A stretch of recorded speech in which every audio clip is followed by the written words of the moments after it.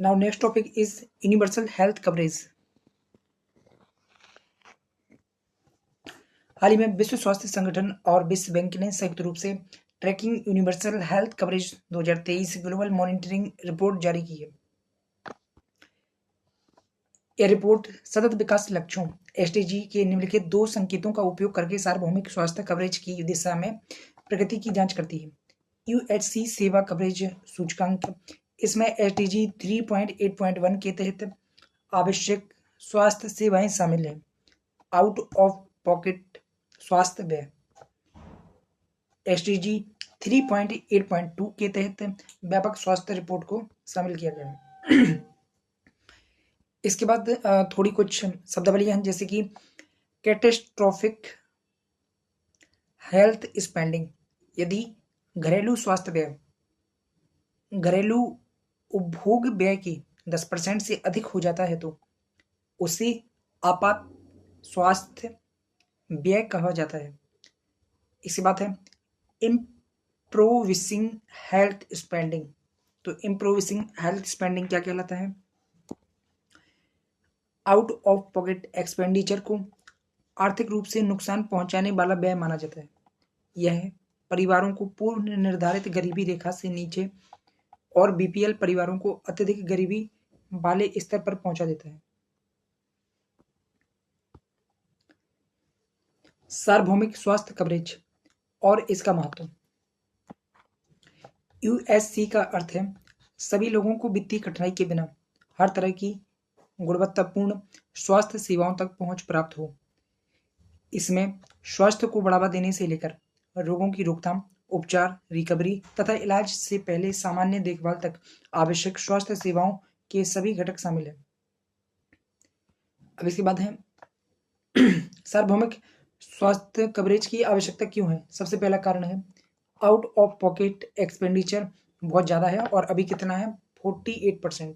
तो ऐसे में लोगों का आउट ऑफ पॉकेट एक्सपेंडिचर कम हो तो उसके लिए यूएचसी की आवश्यकता है। सेकंड चीज, भारत की जो अर्बन पॉपुलेशन है, सॉरी जो एल्डर पॉपुलेशन है, वो एल्डर पॉपुलेशन 2050 तक 20% हो जाएगी।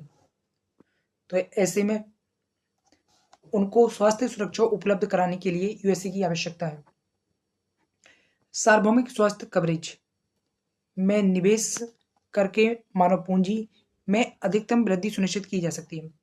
यह बच्चों को शैक्षिक उपलब्धि और वयस्कों में कार्यबल उत्पादकता, तो बच्चों में क्या है, जो लर्निंग उनकी कैपेसिटी है वो, और जो वयस्क हैं उनके अंदर जो काम करने की क्षमता है, दोनों के लिए महत्वपूर्ण है क्योंकि ये दोनों ही आर्थिक समृद्धि को बढ़ावा देते हैं। समान रूप से वितरित स्वास्थ्य देखभाल सुविधा से युक्त सुचारू व्यवस्था प्रणाली कुशल नौकरियों की मांग को बढ़ावा देता है। अगर यूएससी की जैसे जैसे जरूरत पड़ेगी तो उससे क्या है, नई प्रकार की खासकर हेल्थ सेक्टर में जो जॉब है वो निकलेंगी और उससे कुशल नौकरियों की मांग में वृद्धि होगी। इसके अलावा ही सतत विकास लक्ष्य को पूरा करने में मदद मिलेगी। खासकर जो एसडीजी 3 है उसमें विश्व में सभी लोगों के लिए यूएससी देने की बात की गई है। तो इस प्रकार से यदि हम यूएससी को अपनाने की दिशा में बढ़ते हैं तो उससे एसडीजी को पूरा करने में भी मदद मिलेगी। इसके बाद नेक्स्ट है यह विभिन्न समूहों के बीच देखभाल और स्वास्थ्य संसाधनों के वितरण में सामाजिक बाधा को कम करने में मदद करता है। प्राय क्या देखा जाता है कि महिलाओं की स्वास्थ्य सुविधाओं तक पहुंच कम है। इसी प्रकार एससी, एसटी, इन सभी वर्गों की स्वास्थ्य सेवाओं तक पहुंच कम है और यदि यूएससी को लागू किया जाता है तो इन सेवाओं तक जो कमजोर वर्ग की स्वास्थ्य पहुंच सुनिश्चित हो सकेगी। इसके अलावा है सार्वभौमिक स्वास्थ्य कवरेज के मुख्य आयाम। स्वास्थ्य सेवाओं तक पहुंच, तो पहला आयाम क्या है? स्वास्थ्य सेवाओं तक पहुंच होगी। दूसरा आयाम क्या है? वित्तीय जोखिम से सुरक्षा मिलेगी। लोग उपचार और देखभाल हेतु भुगतान करने के लिए ऋण जाल में नहीं फंसेंगे। तो आउट ऑफ पॉकेट एक्सपेंडिचर से कैटेस्ट्रोफिक हेल्थ एक्सपेंडिचर जैसी समस्याएं नहीं आएंगी अगर इसमें कमी होगी। इसके अलावा सेवाओं की गुणवत्ता, पर्याप्त स्वास्थ्य सेवा उपलब्धता, पर्याप्त स्वास्थ्य सेवाएं उपलब्ध स्वास्थ्य सेवाएं पर्याप्त और प्रभावी होनी चाहिए।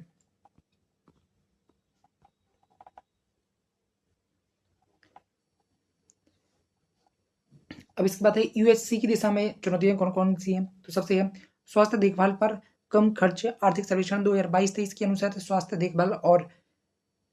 देखभाल पर केंद्र और राज्य सरकारों की बजट व्यय में मामूली वृद्धि हुई है। यह वित्त वर्ष 2021 में 1.6% थी, जो कि बढ़कर कितना हो चुकी है 2.1%। वित्तीय सुरक्षा का अभाव। नीति आयोग के अनुसार कम से कम 30% आबादी किसी भी तरह की स्वास्थ्य संबंधी वित्तीय सुरक्षा से वंचित है। यह कवरेज में मौजूदा अंतराल और योजनाओं के बीच ओवरलैपिंग के कारण हुआ है। इसके बाद है आउट ऑफ पॉकेट एक्सपेंडिचर का अधिक होना। वर्तमान स्वास्थ्य व्यय के प्रतिशत के रूप में भारत का आउट ऑफ पॉकेट एक्सपेंडिचर 47% है, जो कि वैश्विक औसत से काफी ऊपर है। इसके बाद है असमान पहुंच। भारत में ग्रामीण समुदाय स्वास्थ्य देखभाल संबंधी सुविधाओं तक पहुंच से वंचित हैं। उन्हें योग्य चिकित्सा पेशेवरों की कमी, स्वास्थ्य केंद्र की दूरी जैसी भौतिक बाधा, स्थापित स्वास्थ्य देखभाल अवसंरचना में कमी, आवश्यक चिकित्सा उपचार हेतु भुगतान में असमर्थता आदि का सामना करना पड़ता है। लैंसेट प्रकाशन 2023 के अनुसार राज्य संचालित अस्पताल में मुख्य स्वास्थ्य सेवाओं की उपलब्धता में एकरूपता का अभाव है। तमिलनाडु के 16% जिला अस्पतालों में ही सभी प्रमुख सेवाएं उपलब्ध थी। असम, पंजाब, मध्य प्रदेश, मिजोरम और उत्तर प्रदेश जैसे राज्यों में यह उपलब्धता सिर्फ 1% है। चिकित्सा कार्यबल में कमी भी एक प्रमुख समस्या है। भारत में अगर देखें तो प्रति 1000 पॉपुलेशन पर एक बेड की उपलब्धता है, एक नर्स की उपलब्धता है, और डॉक्टर की देखें तो केवल 0.74% डॉक्टर ही 1000 लोगों पर उपलब्ध है, मतलब एक से भी कम डॉक्टर है। ठीक, अब इस रिपोर्ट में क्या क्या सिफारिशें की गई हैं। सबसे पहले प्राथमिक स्वास्थ्य देखभाल दृष्टिकोण को अपनाने की जरूरत है, क्योंकि अगर लोगों को प्राथमिक स्तर पर ही स्वास्थ्य सुविधाएं मिल जाती हैं तो इससे द्वितीयक और तृतीयक स्तर के रोगियों की संख्या में भी कमी आएगी। प्राथमिक स्वास्थ्य देखभाल दृष्टिकोण को अपनाना, स्वास्थ्य प्रणालियों में सुधार हो सकता है और यूएससी की दिशा में प्रगति की जा सकती है। नेक्स्ट है विशेषकर गैर संचारी रोगों के लिए आवश्यक सेवाओं का विस्तार करना। तो गैर संचारी रोगों के लिए आवश्यक सेवाओं का विस्तार करना, स्वास्थ्य देखभाल में अप्रत्यक्ष लागत और स्वयं भुगतान जैसी वित्तीय बाधाओं को दूर करना चाहिए। गंभीर सार्वजनिक स्वास्थ्य जोखिम में अंतर्राष्ट्रीय स्वास्थ्य विनियमों के प्रति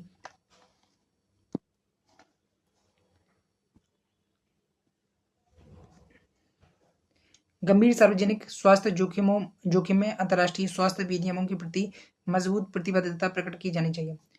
सार्वजनिक खर्च में वृद्धि,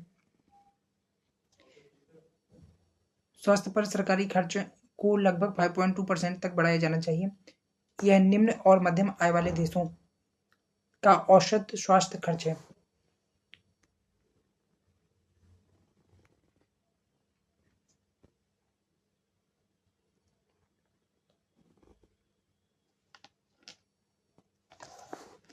सार्वजनिक खर्च में वृद्धि, स्वास्थ्य पर सरकारी खर्च को लगभग 5.2% तक बढ़ाया जाना चाहिए। निम्न और मध्यम आय वाले देशों का औसत खर्च है। तो निम्न और मध्यम आय वाले लो एंड मिडिल इनकम कंट्री में अगर देखें स्वास्थ्य व्यय कितना है 5.2%, तो जो हमारा स्वास्थ्य व्यय है उसको 5.2% के स्तर पर ले जाना चाहिए। इस बात संरचनात्मक मुद्दों का समाधान करना चाहिए। स्वास्थ्य सेवा वितरण प्रणाली के भीतर संरचनात्मक कमजोरियों जैसे कि चिकित्सा आपूर्ति और स्वास्थ्य देखभाल कर्मियों की कमी, अतार्किक उपचार आदि जैसे आदि को निम्नलिखित उपायों के माध्यम से ठीक किया जा सकता है। सबसे पहले निजी क्षेत्र और नागरिक समाज को शामिल करके, इसके बाद है चिकित्सा में सीटों का विस्तार करके, अब इसके बाद नेक्स्ट क्या होना चाहिए, केंद्र राज्य सहयोग। केंद्र सरकार को लचीले नीति निर्माण और केंद्र से राज्य को अलग अलग वित्त पोषण की अनुमति देने वाला तंत्र अनुमति देने वाला एक सहयोगी तंत्र अपनाना चाहिए।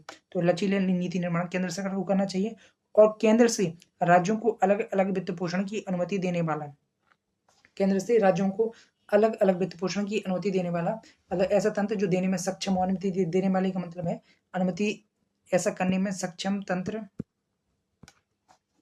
सहयोगी तंत्र को अपनाना चाहिए।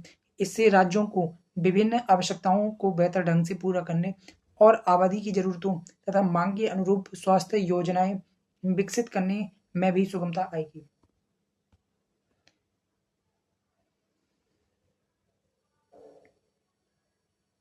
अब इसी में नेक्स्ट टॉपिक है आयुष्मान भारत डिजिटल स्वास्थ्य मिशन।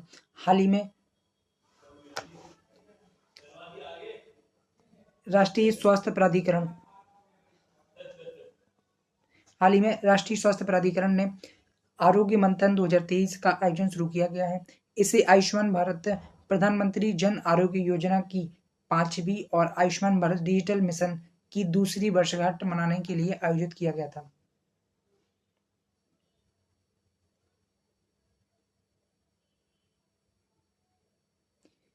इस कार्यक्रम में विभिन्न श्रेणियों में अच्छा प्रदर्शन करने वाले राज्यों, केंद्र शासित प्रदेशों को पुरस्कृत किया गया है।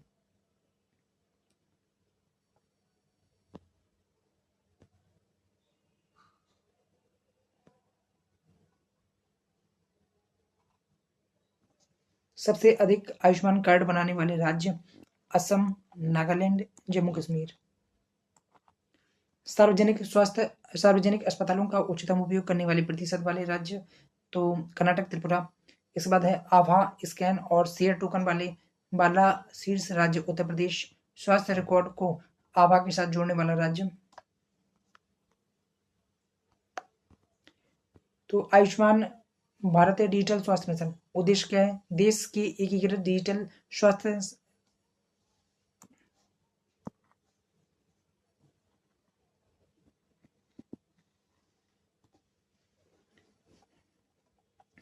कार्यान्वयन एजेंसी एनएचए है।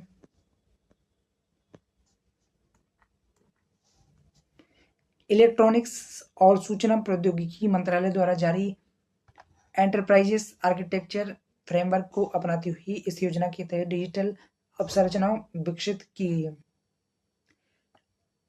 एनडीए एक पूरी रूपरेखा प्रदान करता है। यह रूपरेखा अंतर संचालनीयता और एकीकरण के लिए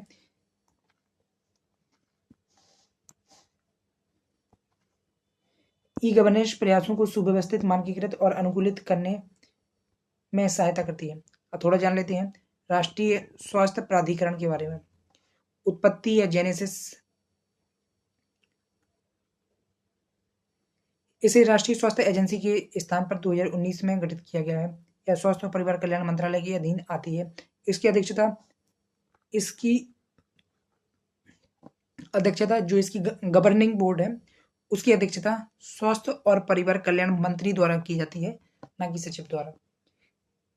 यह निम्नलिखित के प्रति जिम्मेदार है। सबसे पहले है आयुष्मान भारत प्रधानमंत्री जन आरोग्य योजना को लागू करना, आयुष्मान भारत डिजिटल स्वास्थ्य मिशन के लिए डिजाइन करना, तकनीकी अवसंरचना का निर्माण करना और उनका कार्यान्वयन करना। आयुष्मान भारत डिजिटल स्वास्थ्य मिशन के घटक सबसे पहले है आयुष्मान भारत स्वास्थ्य खाता संख्या मतलब आवास संख्या।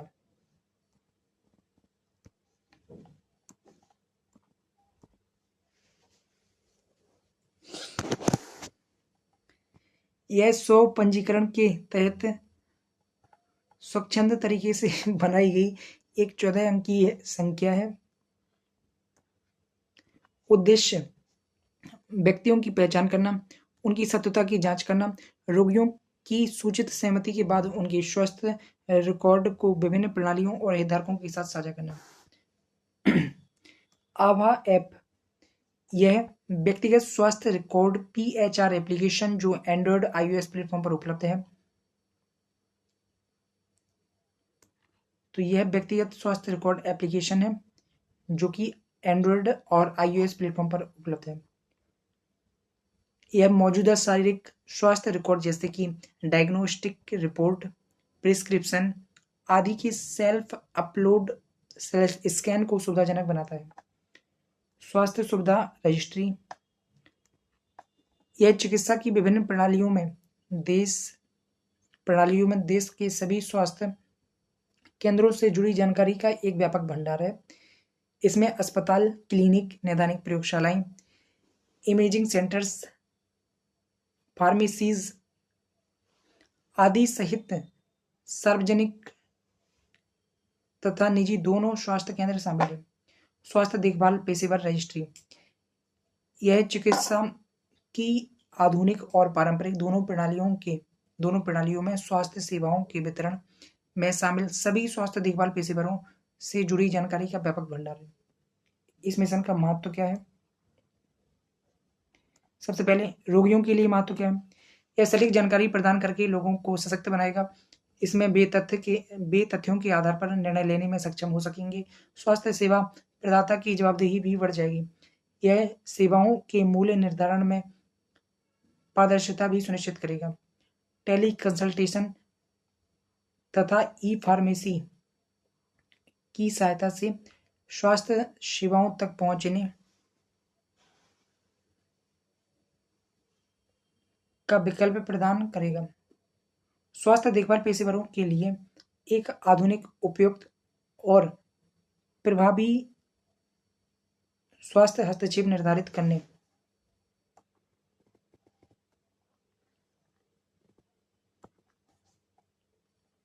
अधिक उपयुक्त प्रभावी स्वास्थ्य हस्तक्षेप निर्धारित करने के लिए रोगी की मेडिकल हिस्ट्री तक बेहतर पहुंच संभव बनाएगा। बीमा क्लेम, यह बीमा राशि क्लेम करने की प्रक्रिया को डिजिटल बनाने, तीव्र प्रतिपूर्ति में मदद करेगा। नीति निर्माताओं के लिए मैक्रो और माइक्रो लेवल डाटा की बेहतर गुणवत्ता, उन्नत विश्लेषण, बेहतर निवारक स्वास्थ्य देखभाल में को सक्षम करेगा। साथ ही यह स्वास्थ्य कार्यक्रमों और नीतियों के कार्यान्वयन तथा उनकी निगरानी को मजबूत करेगा।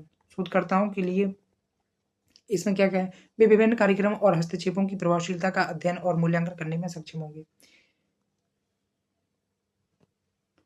इसके बाद है एडीएमएम कार्यान्वयन में चुनौतियां क्या क्या है? तो सबसे पहले है डिजिटल डिवाइड और निरक्षरता। ठीक है, तो माइटी के अनुसार लगभग बता देंगे। माइटी के आंकड़े हैं कि 25% ग्रामीण ही साक्षर है डिजिटल रूप से, जबकि शहरी क्षेत्रों में यह कितनी है? लगभग 60 से 67% के आसपास। ठीक है, डिजिटल डेटा की डिजिटलीकरण की चिकित्सा डेटा है, उसके डिजिटलीकरण की उच्च लागत है। राज्यों के बीच अंतर संचालनीयता बेहद खराब है। इसके कारण डेटा माइग्रेशन और अंतर्राज्यीय स्थानांतरण में कई त्रुटियों और कमियों का सामना करना पड़ता है। डिजिटल उपकरणों का उपयोग करने हेतु चिकित्सा पेशेवरों की क्षमता निर्माण करने के साथ साथ डिजिटल कौशल में वृद्धि करने की आवश्यकता है। व्यक्तिगत डेटा सुरक्षा और निजता से जुड़ी चिंताएं हैं। उदाहरण के लिए एम्स पर जो हालिया हमला हुआ है, उससे जो रैंसमवेयर हमला हुआ, उससे डेटा सुरक्षा और निजता के मुद्दे खड़े हो गए। इसके अलावा है एवीडीएम संबंधी ऐप और इसके प्रयोग को लेकर नागरिकों की सीमित जागरूकता है। स्वास्थ्य राज्य सूची का विषय है। ऐसी कई राज्य स्तरीय योजनाएं और पहले मौजूद हैं जिनका विजन तथा मिशन एडीएम से मेल खाता है, अतः प्रयासों का व्यर्थ दोहराव होता है। उदाहरण के लिए केरल की ई हेल्थ पहल। इसके बाद है आगे की राय। सबसे पहले है अनामीकरण एनोनिमाइजेशन जैसे तरीकों की सहायता से रोगियों की विवरण की सुरक्षा की जानी चाहिए। तो अनामीकरण या फिर एनोनिमाइजेशन जैसे तरीकों के माध्यम से रोगियों की सुरक्षा की जानी चाहिए। साथ ही यह सुनिश्चित करना चाहिए कि रोगियों के स्वास्थ्य रिकॉर्ड पूरी तरह से गोपनीय और सुरक्षित रहे। इसके बाद है डिजिटल स्वास्थ्य प्रौद्योगिकियों, विशेष रूप से कृत्रिम बुद्धिमत्ता, मशीन लर्निंग, प्रीडिक्टिव एनालिटिक्स जैसे क्षेत्रों में अनुसंधान और विकास को प्रोत्साहित करना चाहिए। राज्य के बीच डेटा के सुचारू हस्तांतरण को सुनिश्चित करने के लिए प्रक्रियाओं को सुव्यवस्थित करते हुए चिकित्सा डेटा का मानकीकरण, सार्वजनिक जागरूकता बढ़ाई जानी चाहिए।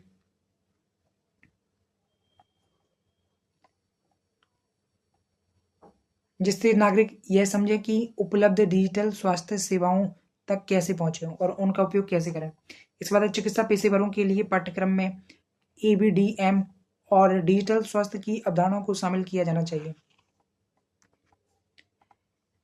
निजी सेवा प्रदाताओं को चिकित्सा स्वास्थ्य रिकॉर्ड के डिजिटलीकरण की प्रक्रिया में भाग लेने हेतु प्रोत्साहित किया जाना चाहिए। उदाहरण के लिए डिजिटल स्वास्थ्य प्रोत्साहन योजना का उद्देश्य अस्पतालों, प्रयोगशालाओं और जैसे हितधारकों को डिजिटल स्वास्थ्य इकोसिस्टम अपनाने के लिए प्रोत्साहित करना है। इसके अलावा थोड़ा सा डेटा फैक्ट जान लेते हैं।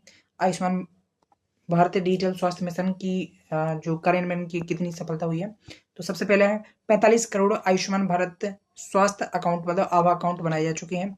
इसके अलावा है 2.18 लाख स्वास्थ्य देखभाल सुविधा केंद्र पंजीकृत हुए हैं। तो इसके तहत कितने, लगभग 2.25 लाख स्वास्थ्य देखभाल सुविधा केंद्र पंजीकृत किए गए हैं। 2.24 लाख स्वास्थ्य देखभाल पेशेवरों का पंजीकरण किया जा चुका है और 30 करोड़ स्वास्थ्य देखभाल संबंधी रिकॉर्ड लिंक किए गए हैं।